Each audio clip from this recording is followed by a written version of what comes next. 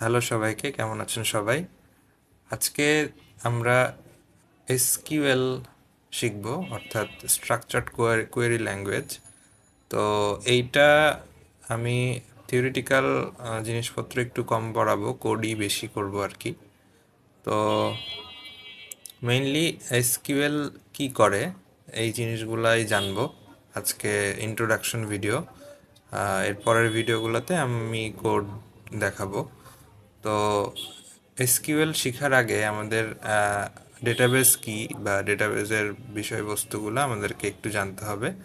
তো একদমই basic data versus information, এই জিনিসটা আমাদেরকে একটু জানতে হবে। তাহলে আমরা যদি প্রথমে একটু বলার চেষ্টা করি ছোট করে যে ডেটা কি। ডেটা ইজ র ফ্যাক্টস, সিম্পলি এটাই, মানে র্যান্ডম বিষয়বস্তু। হইতে পারে 24, ঠিক আছে।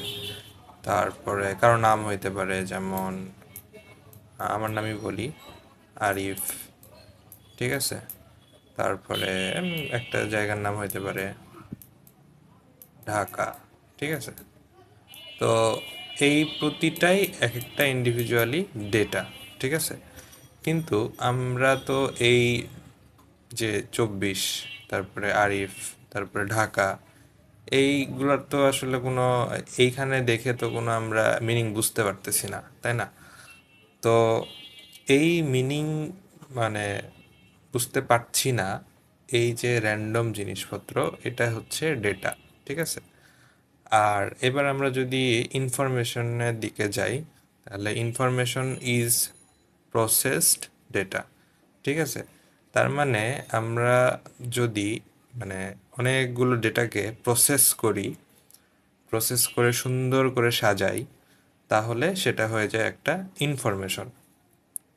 তাহলে আমরা যদি এই তিনটা ডেটা ইউজ করে যদি একটা ইনফরমেশন বানাই, মানে এই ডেটাগুলোকে যদি একটু প্রসেস করি, সুন্দর করে লিখি, তাহলে যেটা দাঁড়ায়, যদি আমি এটা এভাবে লিখি, ধরেন নেম, নেম, তারপরে দিলাম হচ্ছে এজ, এজ, ঠিক আছে। তারপরে দিলাম হচ্ছে অ্যাড্রেস, অ্যাড্রেস, হ্যাঁ। আচ্ছা, আমার লেখাটা একটু খারাপ হচ্ছে। আচ্ছা, নেমের জায়গায় যদি আমি আরিফ লিখি, তারপরে যদি এইজের জায়গায় 24 লিখি, আর অ্যাড্রেস যদি আমি দিই ঢাকা, তাহলে এই যে আমি লিখলাম এইভাবে, এইটার কিন্তু একটা মিনিং আছে, হ্যাঁ। যদি আমি এইটা দেখি, এই টেবিলটা যদি দেখি, তাহলে আমরা বুঝতে পারবো যে একটা মানুষের নাম আরিফ, তার এজ হচ্ছে 24, সে ঢাকা, তার অ্যাড্রেস ঢাকা, অর্থাৎ সে ঢাকায় থাকে। তো এই যে আমরা এই এই যে তিনটা ডেটাকে আমরা সুন্দর সাজায় লিখলাম, এই জিনিসটাই হয়ে গেল ইনফরমেশন, ঠিক আছে। তাহলে ডেটা আর ইনফরমেশন, এই দুইটার পার্থক্য একদম বেসিক, খুব সহজভাবে আমরা আশা করি বুঝতে পারলাম। এইবার আমরা আমাদের কাঙ্ক্ষিত এসকিউএল এ চলে যাব, যেটা আমরা শিখতে যাচ্ছিলাম। তো এবার এসকিউএল এসকিউএল এ যদি আসি, আচ্ছা, ইন্ট্রোডাকশন টু এসকিউএল। এসকিউএল কি? আচ্ছা, এসকিউএলটা কি এইটা এখানে লিখছি আমি একদম বেসিক, একদম সহজভাবে। SQL stands for structured query language. It communicates with relational database, হ্যাঁ। ইট কমিউনিকেটস উইথ রিলেশনাল ডেটাবেস। এই যে রিলেশনাল ডেটাবেস, এটাকে আমি একটু বক্সের মধ্যে রাখলাম, এটা আমাদের একটু বুঝতে হবে। আচ্ছা, তো আমরা ডেটা জানলাম, ইনফরমেশন জানলাম, কিন্তু আসলে ডেটাবেস কি এটাই তো জানলাম না, তাই না? তাহলে ডেটাবেস কি এই জিনিসটা একটু জানি। তাহলে what is database? Database is an organized collection of data stored in a computer system, ঠিক আছে। তাহলে তার মানে এটা দিয়ে বোঝাচ্ছে যে ডেটাবেস কি? ডেটাবেস হচ্ছে অর্গানাইজড কালেকশন অফ ডেটা। তার মানে আমরা তো জানছিলাম যে ডেটা হচ্ছে র্যান্ডম ফ্যাক্টস, সেগুলোকে আমরা অর্গানাইজ ওয়েতে এক জায়গাতেই স্টোর করে রাখি, সেই যেখানে স্টোর করি সেটাকে আমরা ডেটাবেস বলতেছি। ঠিক আছে, একটা জায়গায় আমরা ডেটাকে স্টোর করে রাখি অর্গানাইজড ওয়েতে, অবশ্যই সেটা অর্গানাইজড হতে হবে, কোনো র্যান্ডম ফ্যাক্টস না, মানে অর্গানাইজড ওয়েতে আমরা যেখানে স্টোর করে রাখি সেটাই হচ্ছে ডেটাবেস। আচ্ছা, এই ডেটাবেস আবার হয় দুই রকমের, বেসিক্যালি দুই রকমের হয়, মানে একদম ব্রডলি যদি আমি ক্লাসিফিকেশন করি, তো একটা হচ্ছে রিলেশনাল ডেটাবেস আর একটা হচ্ছে নন রিলেশনাল ডেটাবেস। তো রিলেশনাল ডেটাবেস সম্পর্কে যদি একটু বলি, রিলেশনাল ডেটাবেসে অবশ্যই ডেটাগুলো টেবিল আকারে সাজানো থাকবে, টেবিল আকারে সাজানো থাকবে। রিলেশনাল ডেটাবেস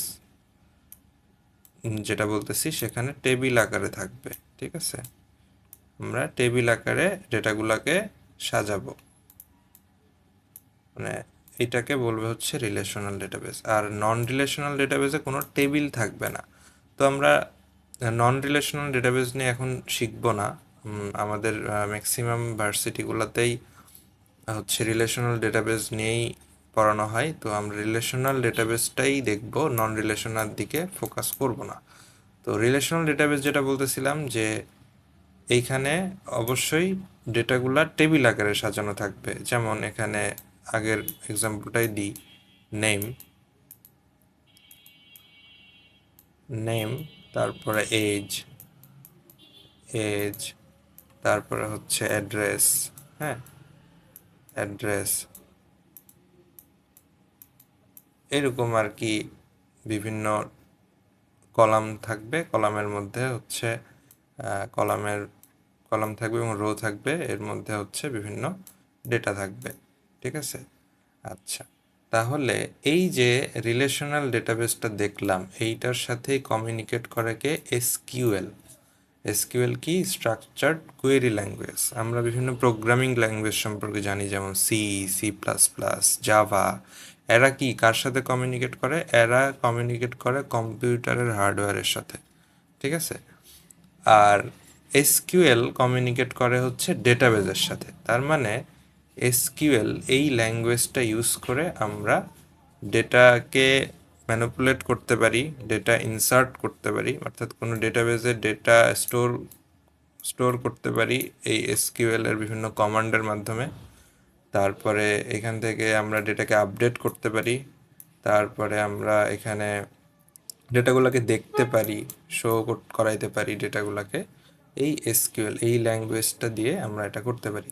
অর্থাৎ রিলেশনাল ডেটাবেস যে ল্যাঙ্গুয়েজটা বুঝে সেটা হচ্ছে এসকিউএল, যেটা আমরা শিখব। ঠিক আছে, তার মানে রিলেশনাল ডেটাবেসটা এসকিউএল ল্যাঙ্গুয়েজই বুঝে এবং আমাদেরকে ওই এসকিউএল ল্যাঙ্গুয়েজের মাধ্যমেই রিলেশনাল ডেটাবেসের সাথে কমিউনিকেট করতে হবে। তো আজকে ইন্ট্রোডাকশনটা একদম শর্ট দিলাম। আমি থিওরিটিক্যাল, আগেই বলছি, থিওরিটিক্যাল জিনিসপত্র বেশি মানে দেখব না, আমরা ডিরেক্ট কোডই করব। থিওরিটিক্যালের জন্য অনেক ইউটিউব ভিডিও আছে, অনেক ভালো ভালো রিসোর্স আছে, সেই জিনিস সেইখান থেকে আপনারা শিখে নিতে পারেন থিওরিটিক্যাল জিনিসগুলো। তো আজকে এই পর্যন্তই থাকলো। নেক্সট ভিডিও থেকে আমরা এসকিউএল কোয়েরি ল্যাঙ্গুয়েজটা দেখার চেষ্টা করব। ধন্যবাদ সবাইকে।